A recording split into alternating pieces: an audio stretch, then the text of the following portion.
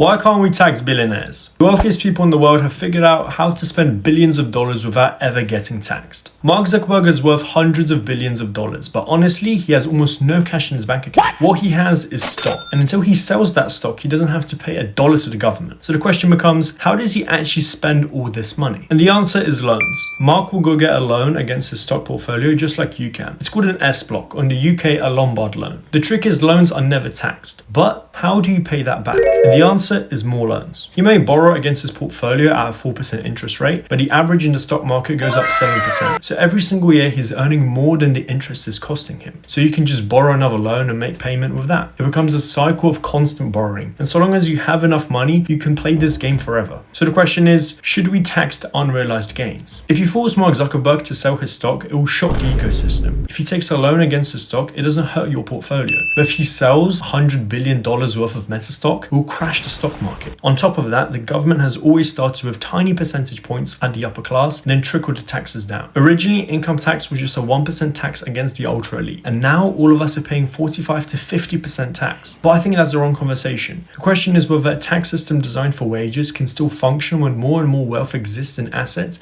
and can grow for decades without being taxed. Economist Gabriel Zucman argues that this is becoming a structural problem. As wealth becomes increasingly concentrated and governments struggle to raise revenue, the result can be higher public debt, austerity, pressure on public services, and falling living standards for ordinary people. His proposed solution is a 2% minimum wealth tax on extreme wealth. Whether you agree with it or not, it's an argument worth understanding. But if you want to learn more, I'd recommend reading We Need to Tax Billionaires by Gabriel Zucman. It's a very short, concise book that highlights the realities of wealth hoarding, taxation, and inequality.